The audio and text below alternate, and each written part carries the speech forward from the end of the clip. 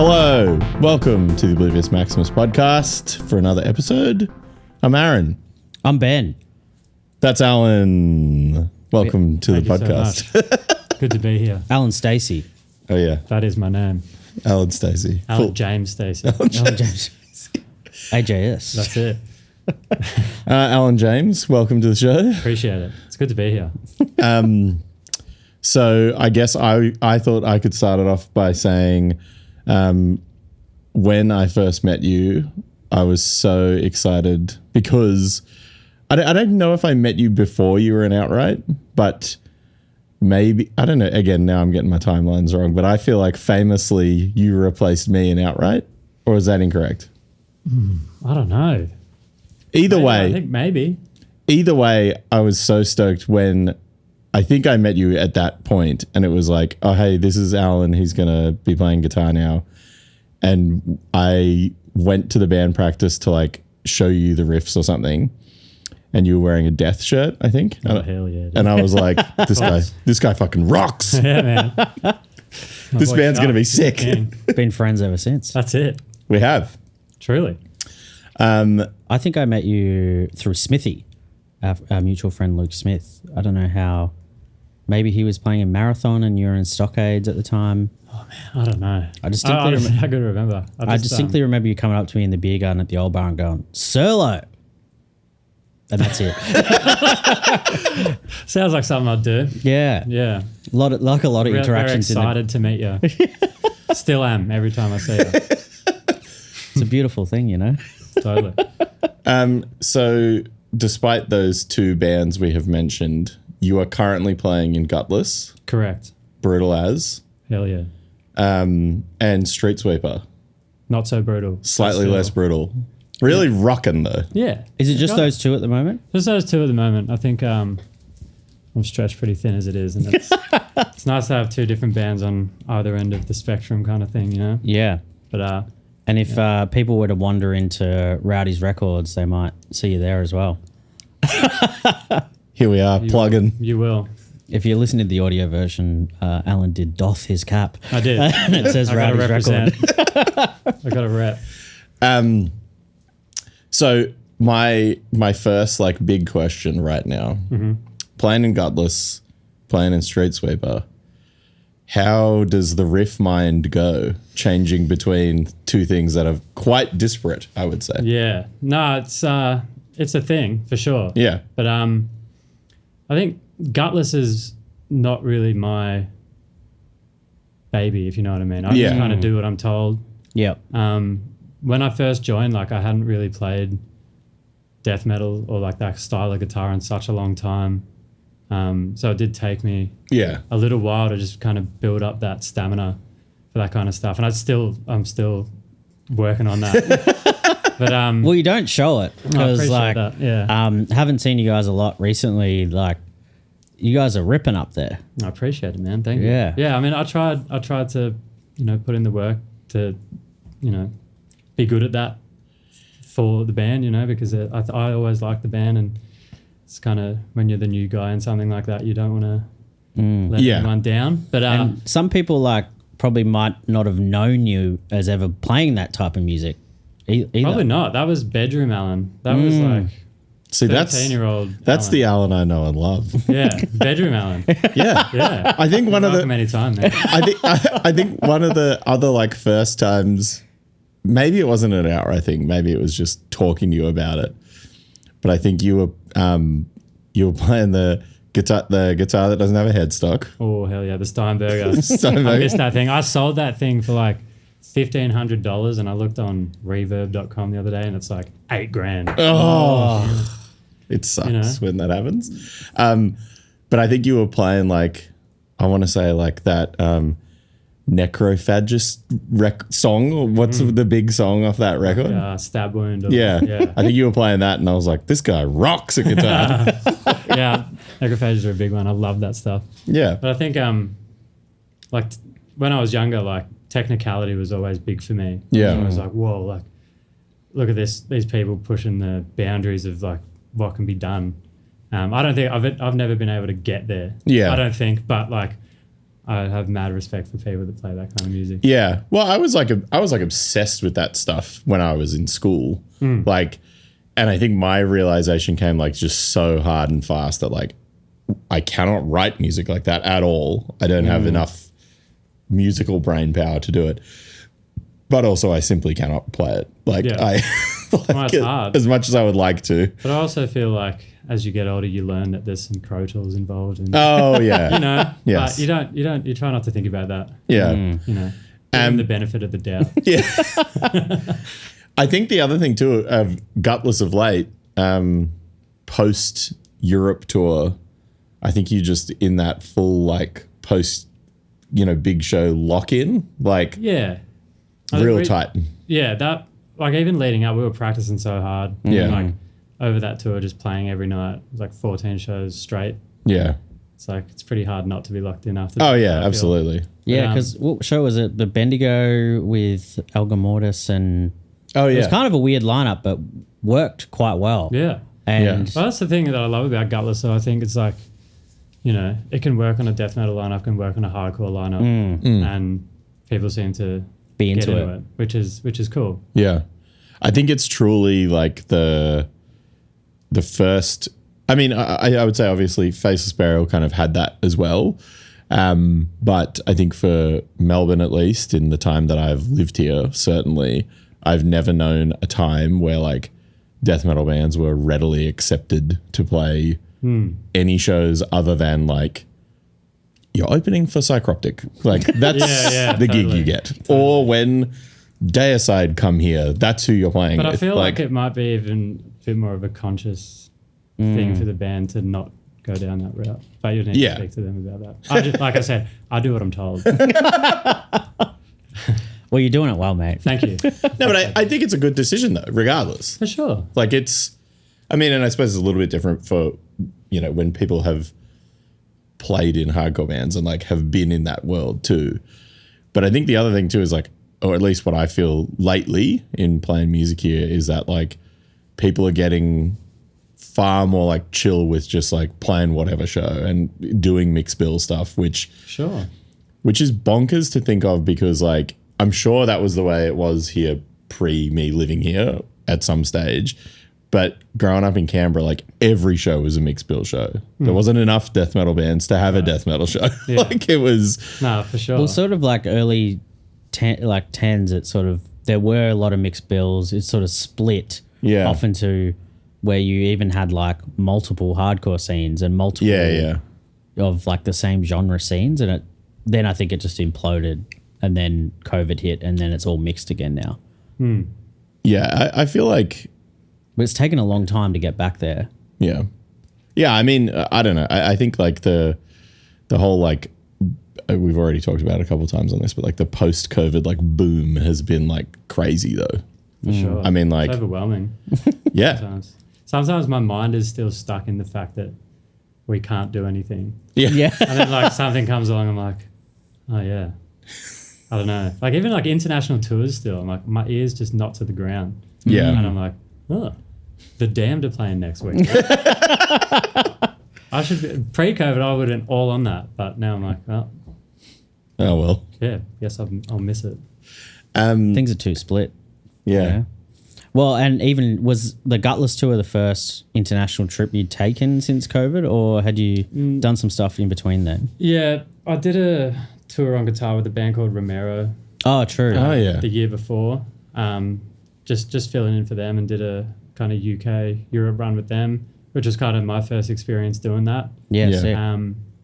Which is good, challenging, but good. Challenging, from a personal side of things, but it was still some good memories made. But that was kind of the first experience with it. But it's completely different animal to the European death metal circuit, that's for sure.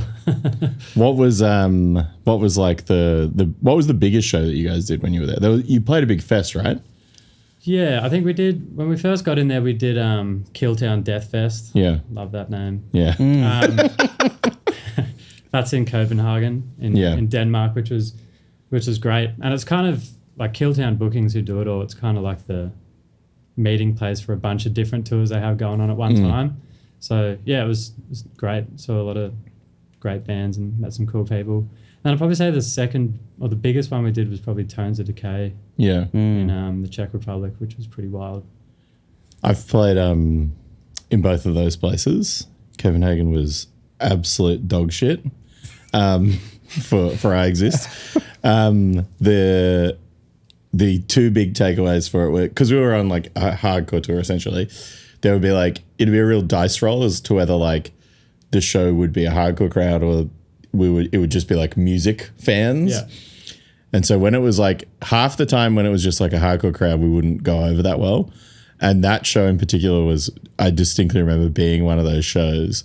And when we got there, the sound guy, don't know who he was, so sorry, man, I'm about to give you some grief. But he was wearing D's Nuts hat, shirt, and shorts.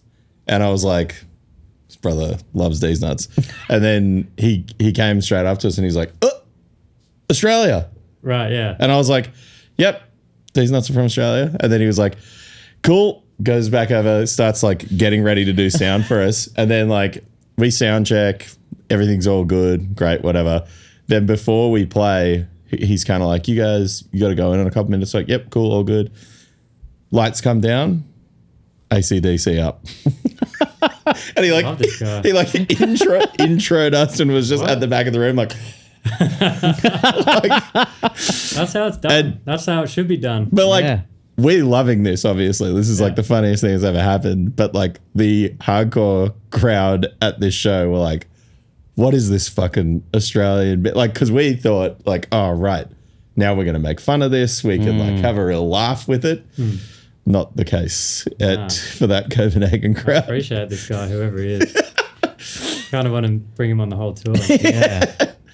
But I had that, and then I played a fest in Czech Republic as well, which is called Fluff Fest, and it's like still going, I think, but it's like massive. And it was a kind of one of like the culminations of the tour. It was like the second last show, and it was an all day like wild outdoor one, all vegan food. Jake from I Exist famous quote was, "I can't even eat anything here." And everyone was like, well, that's the point of it, is that everyone can eat everything. Yeah. I think he walked like 4 kilometers to buy Pringles from a servo instead of eating the food at the vegan festival. Also famously mostly vegan. Yeah. It was like just a crazy, crazy show. We played, I think the entire set, Sam had a full legalize it weed leaf banner like draped around his front. Czech Republic, down for a laugh. They're down. They were ready for it. There was the one guy, I remember selling some merch after the show in the Czech Republic. After I said, he came up and just in that classic European, like, you know, real blunt, looked at us, goes, I liked your set, but your merch is nothing to write home about.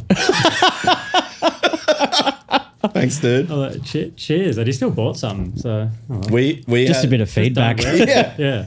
But your merch famously does pretty well, I reckon. Yeah. But shout out to Jesse. He does all the merch, all the designs. Well, I got to catch you on that tour very briefly. Oh, yeah. in Paris, which was a sick show, like a little dungeon kind of venue, which was I got a bit of a kick out of seeing you overseas and seeing the band kind of rip it to an international audience. Totally. What was that? That was like it was called Le Club. Yeah. Yeah, I think I played that. Yeah. I think when I posted the photo on the internet, I think that's where our show in Paris was. It's like, what, 2 stories underground in some old wine cellar? Bunker thing? Yeah. I remember having to get a plastic cup to go with my beer, and you just brung it back to keep getting it refilled. They do stuff wild over there. Yeah. That's mental. Was it hot as hell in there? It was brutal, yeah. Yeah. It was just like underground, and it was summer. Yeah. You know, summer's pretty hot. My memories of playing there were no joke, the rider was a bunch of baguettes, and we were like, this is fucking hilarious. Like, you can't be more Paris. And I think it was like a basket, like a wicker basket full of baguettes. I feel like we always just had like bread and like some kind of stew. Oh yeah, it's just a stew. Yeah. That's like I don't want to be eating that before I play. When Stew. And in summer as well. Yeah. Maybe a cold stew. Maybe that'll get you going. I think it was like because those Twitching Tongues guys and Hamza had been there like a few times prior, and I think one of the Axis guys after like the third soup was like, "What's up with all the like soup we're getting?" And then they were like, "It's the European goulash. That's just what you get at every show. Yeah. It's just that's it." Bucket of vegan goulash. Hey, but it's pretty nice to get though. We don't get that here. Well, this is the thing. Like I've heard a lot of people, abroad talk shit on it, but like, brother, come to Australia and get given 6 drink tickets, and then and that'll be it. And directions to 7-Eleven. Yeah, the hospitality in Australia is not on par, I would say. Subpar. That Paris venue, one of the other things there was all those American guys were using that like power, that step down or step up power thing to power their pedals. Oh, right, yeah. Because the power in the US is different.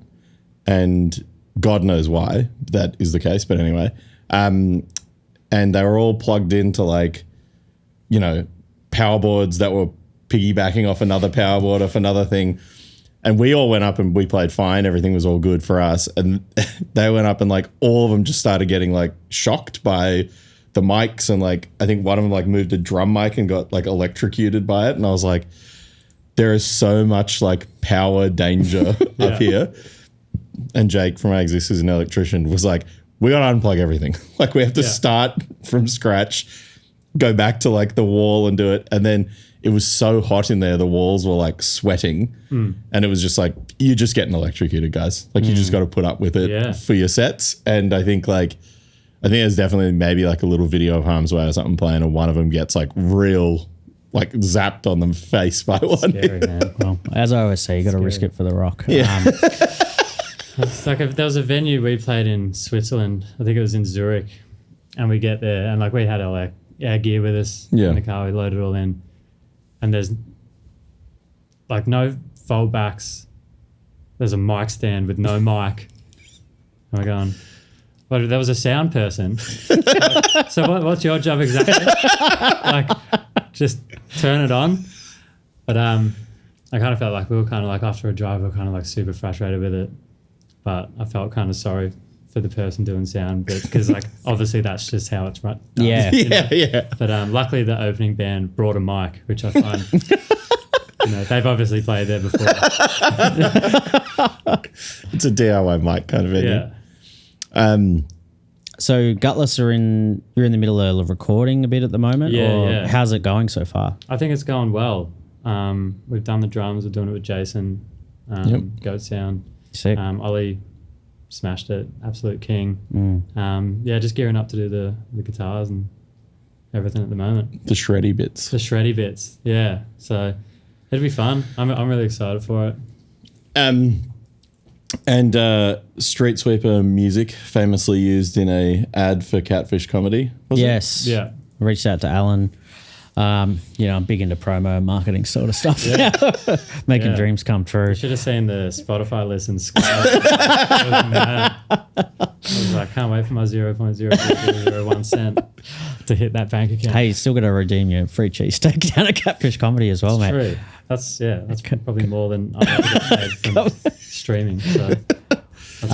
So where's Street Sweeper at the moment? You've recorded? Yeah, we just finished recording a full-length LP, 10 tracks. And that is more your baby, correct? Yeah, for sure. I kind of started Street Sweeper in lockdown, just kind of writing tunes. Yeah. Because I don't think over everything I've ever done, I'm like, how do you write a song? Yeah. You know what I mean? Like a song. Yeah. Verse, chorus, verses, bridges. You know what I mean? When you really break it down, but that's what it is. That's the thing. Like, I feel like, I've never tried to do what Paul McCartney did, how do you write just a great song? So I just started doing it in lockdown, like on GarageBand or whatever. Yeah. I just tried to, put something together that sounded like a bit more of a pop sensible song. Yeah. And then out of lockdown, I kind of called on some people to help me out with it. Yeah. And there's been various lineup changes, but we're still here. Yeah, good. Did you 1 year on, we're still here. How did you focus trying to write those songs? Did you teach yourself anything, or what did you look to kind of do that? I don't know. I think it was something I wanted to do in Grim Rhythm, which is what I was doing before that. But that kind of fell apart. But the kind of music I was really getting into was that kind of more pop, structured rock and roll, or and punk, whatever. Coloured Balls, like Lobby Lloyd and all that stuff. Even though he is and he isn't, he's got some psychedelic stuff going on. But I just wanted to try and write a good song, and I just practiced. I just had GarageBand, I delete it, do it again, delete it. Trial and error. Carving back. Trial and error, mate. I think a lot of that too is just I guess kind of teaching yourself how to find hooks too. Totally. Because that's the biggest thing for me, at least with those songs. Yeah. Is that they're nothing without a hook. And for sure. I don't think I write it in the context of metal or hardcore stuff really, but I've always been very conscious of you got to have choruses. You have to have something that people are going to remember in a song. Because while I might remember the noodling, the everyman won't. Yeah. I think that was I think that was hard for me to kind of separate myself from the noodling. Yeah. And be right, you don't have to play technical stuff here. Nothing wrong with a power chord. Yeah. In this kind of thing. So I was kind of really trying to downplay a bit, you know what I mean? Yeah. And try and just what chords work, changes, all of that. Focus more on those little things. Yeah. And obviously, messing around with singing a different style, and trying to find good melodies and stuff. Yeah. Yeah. So the other, pre-pressing record, big focal point is you're a big Danzig fan. Oh, hell yeah. One of the biggest. Probably the biggest, I'd say. I'll fight anyone. I would agree. Also, you're the only person I've ever known that can basically do a spot-on Danzig impression. Try my best. It hasn't happened in a while. Yeah. So much to the point that you played in a Danzig cover band is what I'm trying to get to. Briefly, you and I were playing in a band that was going to be just that. With members of Mindsnare, which is funny just to talk about now. For sure. Yeah, that was fun. And none of that saw the light of day, right? I think Beltsy... I've got the tracks. I got them. Yeah, I do too. I've got them. I think Beltsy... There's a secret there at the end of this podcast. yeah. There's a link. Yeah. There's scan the barcode. If you rewind at the start of this podcast, it flashes real quick. I think if you scroll back through Beltsy's Instagram, he posted some of it. There's a teaser. Yeah. Snippet. Sure. Yeah. And I definitely have a lot of videos of us recording the guitars because he was just shredding solos, and I was just I just wanted them for posterity. Yeah. But so in terms of the Danzig singing, did you find it when you started singing in other bands? Were you having to remove yourself from the Danzig voice? I feel like there's some little bits that still creep in. Yeah. Little tails and stuff where it's it's just kind of coded. Yeah. It's in your DNA. Because I feel as far as singers go, he was kind of the first singer I was whoa. Yeah. I was that's wild. He's punk Elvis. I first heard Danzig in 2004. Yep. Grand Theft Auto San Andreas. Radio X. Yeah. And when it first came on, I was what the fuck is this? This is the raw guitar track's got a AC/DC-ness to it, but this crooner guy over the top. And I was done with the missions, and I was just driving around Radio X. I was waiting for that song to come back on. What was the song? Mother. Okay. Yeah. Yeah. And around the same time, a friend of mine in high school burnt me a CD full of Misfits songs. Great. I'm talking within a month of each other. Yeah. And I was hold on a minute. That voice sounds familiar.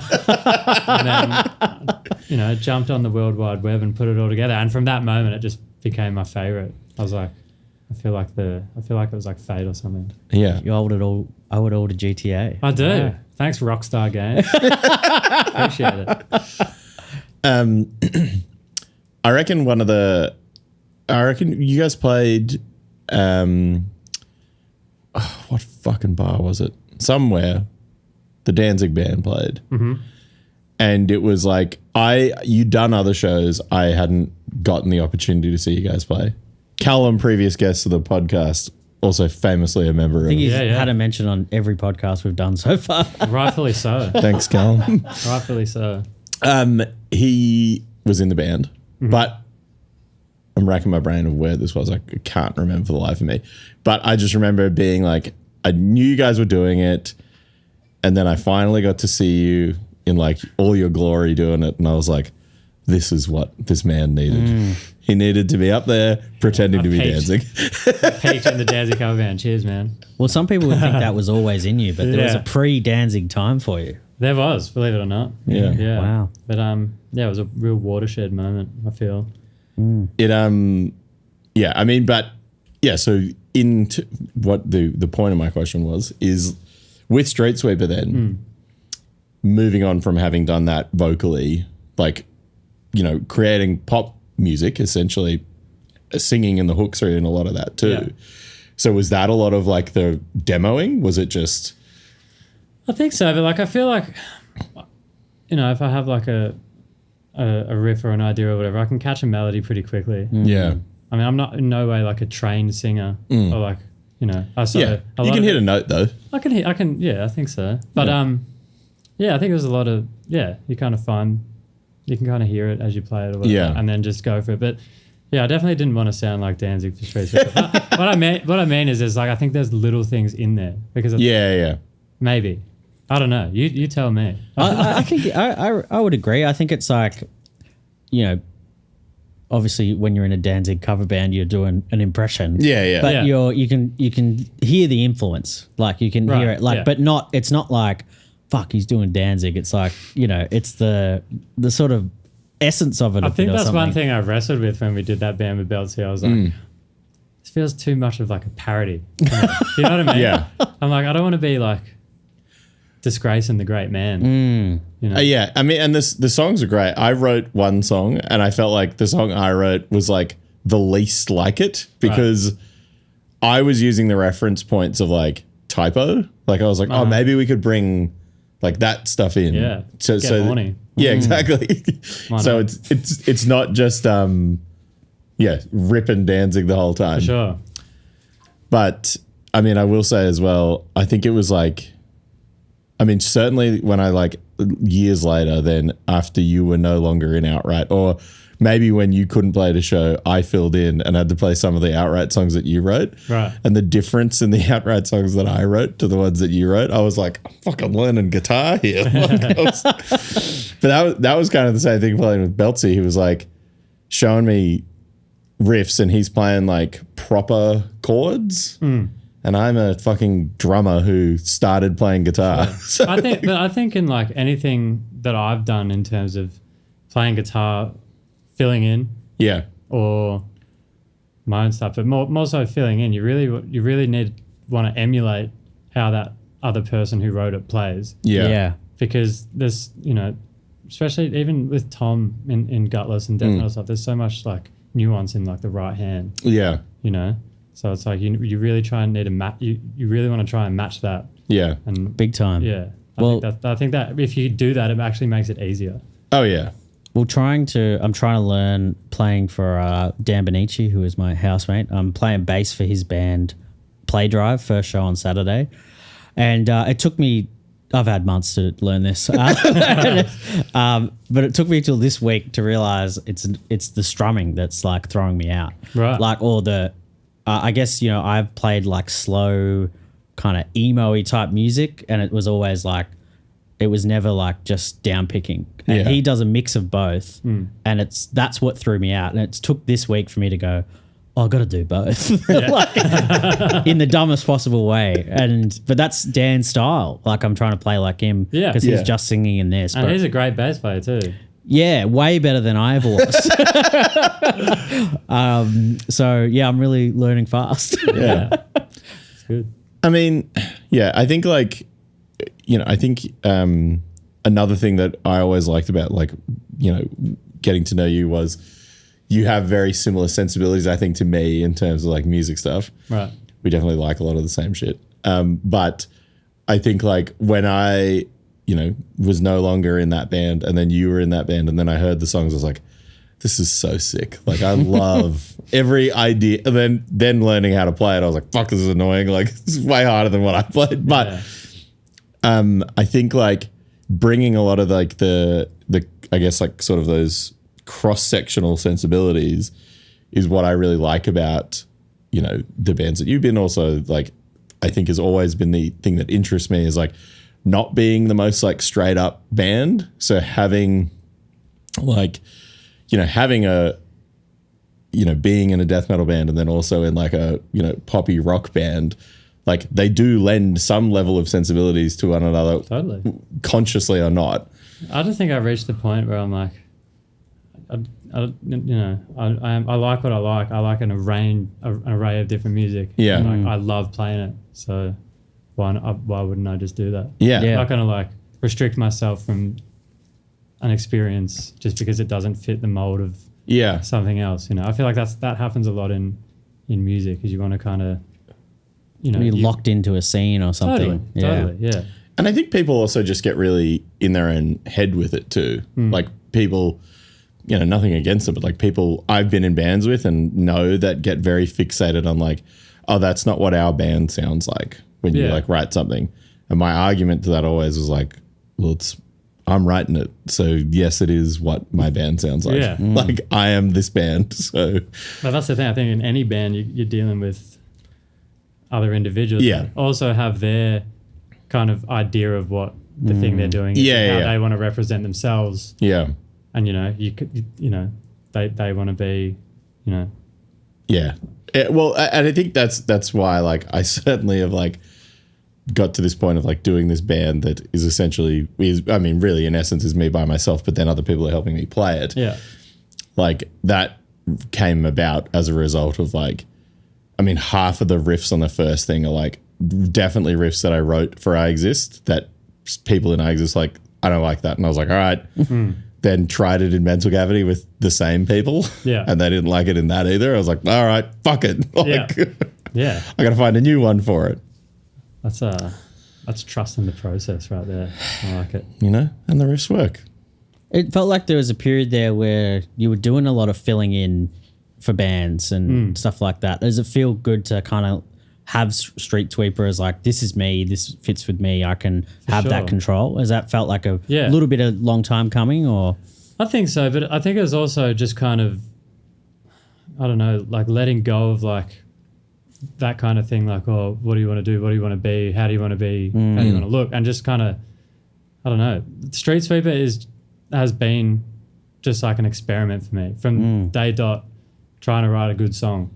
Yeah. Do it, put it out, let it be judged, keep going and keep, trying to write a cool song that I think is cool or that the band is stoked on. And I don't like it's a very low pressure band. It's done it at our own pace. It's not like there's no goals for world domination. It's just fun. Yeah. Do you have any shows coming up with Street Sweeper? We got a few actually. We're playing March 29th at the Gem. Nice. And then April 13th with Aardvark, the best heavy metal band in Australia. Yeah, they're rocking, huh? They're the best. They just put an album out. It's incredible. I haven't listened to it, but I saw. Do it immediately. I got to listen to it. And then we got Legless, who put out the Street Sweeper 7-inch and are doing the album as well. Them and Rack Off Records are doing like a little tote takeover. Cool. Nice. Got a bunch of bands there like Drunk Mums and oh yeah, cool. Split System and stuff like that. I played with all those bands like a week ago. Really? At that Flip in the Bird thing. True. Yeah. And it was been to that. I really want to go. I've kind of been like, I'm not going unless we get asked to play, and I'm like, so I might never go. I might never make it. I did kind of have a similar. I think I spoke about it, but I did have a similar thing where I was like, I need to go down there. I'll play at some point. And they just never got asked. And then finally Extortion got asked and I was like, now I can go. I'm going. Everyone says it's a great day though. Maybe I should. It was sick. Maybe I should head down. I was very stoked that it created an opportunity for Extortion to play like a very mixed bill in that. I thought you were about to say Frankston. Oh. Well, that too. Hey, good for you. Yeah, it was a real scene down there, I have to say. No, but it was really cool to play like a bill that had a lot of those kind of bands on it. Sure. Because I was like, to be honest, we kind of would fit in with it. Like Extortion is just really fast punk, totally. Basically. Like, it's just punk with blast beats, essentially. And so Gutless, I mean, you got a bunch of fucking shows, right? Still while recording? Well, we're playing, we've got, when's that? Gate Creeper. Is that April 11th? Yeah. At the Prince. Brutal. In St Kilda. Yeah. South of the border. Fucking hell. Yeah, I don't like, I'm not that keen because parking around there is an absolute nightmare. But, FYI promoters, stop booking shows down there. But no, that'll be really fun. And then, yeah, just try and get the record done. And there's a few more later in the year. But again, I'll just do what I'm told. Oh, yeah, got a show. I'll be there. What you want to give us a bit of a rundown of what you've played in, like from, because I guess I remember you from Stockades, but there's been a lot. Was there much before that? Or no, that was the first band I ever did. And that was like a while, right? You were doing that? Or it seemed like a while. That was kind of, the first band I ever played in. Like I always wanted to play in a band and just maybe wasn't confident enough or didn't know the right people. And then, my friend Ned, who plays in Tumor now, great band, he kind of wanted to put this thing together. And when I first heard it, I was like, what is that? Because it is weird. But at the same time, that band, like Stockades, was kind of just like I was talking about before, I love technical music. And that was a way to really like play some different stuff. Yeah, noodle out. No distortion, just like try cool stuff. And like I'm pretty proud of like, some of the parts now. I couldn't remember how to do that now. Yeah. No way. But that was the first band I did. And then I think in like moving to Melbourne and like playing around town, you meet new people. And then I was kind of just like, that opportunity. I loved it. I loved watching Outright. I always thought it was never my hardcore was never my thing. Yeah. But same. Yeah. Yeah. But that band looked super high energy. It looked super fun. So I jumped at the opportunity to do that. Stockades I think ended in like 2015 or something. It just kind of everyone kind of got over it, I guess. But then I did Grim Rhythm for a bit. I joined that band. They were an instrumental 3-piece. I joined, did a few songs with me singing for the first time ever. Yeah, which is again cool experience. So, they rip too the song. Yeah, I liked what we did. It's a shame kind of how the band went back. They're coming back though. Yeah, they're back. I saw. Yeah. Original lineup. But I think, and then out of that, who else have I done it for?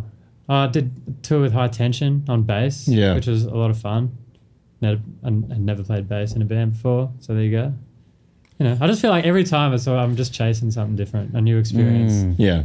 And it all, at the end of the day, it all kind of comes together and, And playing in front of like kind of different audiences, like. Totally.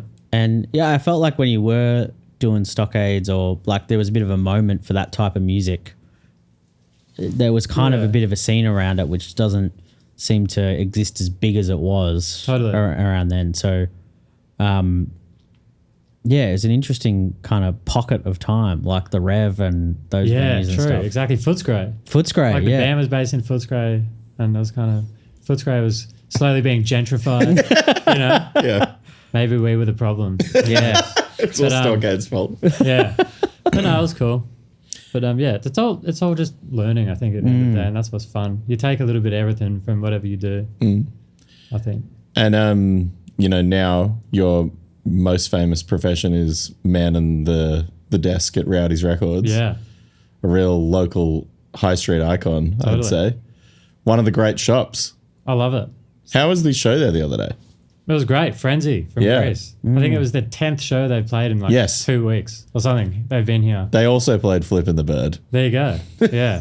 Great people. Great band. Pretty high energy. It was fun. The shows in there are funny. We have like a pretty tumultuous relationship with the upstairs neighbours. That really kicked off after the Vile Apparition Faceless Burial show. That's the only story I've heard is that where Steve told me, he was just like, that wasn't a good idea in the end. Yeah, probably not. But now every time we have a show, which is quite rarely, I'll write a really overly nice letter and just slip it under their door. Being like, come down, guys. Come experience some tunes, you know. And obviously they're not going to do that, but consider it. Try. Exactly. But the shop itself is like, I remember when Steve first had was going to do it. It's turned into like a fucking ripper in there. Totally. Like it's great. I mean, I was pretty happy to land the job. It was kind of like coming out of lockdown again. I had a kind of office job and I was like, I'm done. Fuck this. Steve, I heard you're opening a record store. Can I have a job? He's like, I think what he said to me was like, yeah, you know rock. This will be good. But well, there was a great little snippet that this guy wrote about your knowledge about. I can't remember what album it was, but it was Rock-A-Roller, but it's their first record. Complimented one of your gags. I know that felt real good. Nothing like trawling the Google reviews to find that. It was a good one. And meeting Lobby Lloyd's wife as well. Did meet Lobby Lloyd's wife, which was really nice. Lobby Lloyd's an idol to me, guitar wise. It was great. I didn't really know what to say to her. But, hard to know what to do in these moments. It is, but that was fun. I mean, I think it was kind of like, I know there are other record stores on High Street, like it's not like a new concept, but I feel like it's really sick that there's one there now that's doing like the alt subculture stuff while also still having everything else. Yeah. I think it's kind of just a throwback to like Missing Link and stuff like that. Yeah. Because that was huge for me growing up. Yeah, same. Coming in from Sunbury to go, that's like the first stop. But yeah, it was just kind of create that atmosphere again, whether it be what's on the wall or what's in the racks and what's playing. Yeah. And you see the shirts everywhere. Like people love it. Yeah. It's good. Yeah, I think, again, Jesse, who did the Gutless merch, does the Gutless designs. He designed the logo. Yeah. And he's done a lot of stuff. We've had a bunch of different artists do shirts like Oscar Bonin and Mel Grisser. So I saw, when I was in Newcastle a couple of weeks ago, I just saw a dude at the pub wearing a Rowdy's record shirt. My guy. And I was like, the word's spreading. Dab him up. No, but it's crazy. You get, we have like a big cartel buy some Rowdy stuff. But, people all over the world are copping it. It's like, yeah, sick. That's awesome. That's cool. Well, thanks to having a band from Greece in there recently, maybe you'll get some more. Yeah. Opa. Totally. Cool. Well, you got anything else you want to plug? Not really. I just want to thank you for having me here. Oh, my absolute pleasure. Yeah. It's always lovely to talk to you. Totally. You got anything to plug? Come to Catfish Comedy every Tuesday. I think I plug that every week. Yep. Just really fucking get it in there. Yeah. Hammer it home. 10th time you see something, you head down. I might come and claim that Philly cheese. Hey, mate, anytime. Big shows coming up. Big guests over the Comedy Fest. It'll be sick. Internationals, all that sort of stuff. Dope. Big surprise guests. And this will be out after the Play Drive show, but we'll review that next time. Got to wait for Dan to write out a few more tabs for me. It'll be good to go. Yeah, sick. Come see Extortion 10th of May. That'd be great. Buy some tickets. So I didn't hit and miss with the venue. So thanks for that. And then what else? Oh, and Aguilar's playing the next day, May 11 at Last Chance. Come see that too. Yeah. That's it. Up and down at Last Chance. Yeah. Brutal. Thanks, Allan. No problem. Where can people find you, Allan, if they want to connect with you? Rowdy's Records. That's it. In person. I'll be the man behind the desk. Ask him about Judas Priest. All day. He'll tell you something. All day. All right. Thank you, mate. No worries. Thanks so much. Thanks, Ben. Cheers. Bye.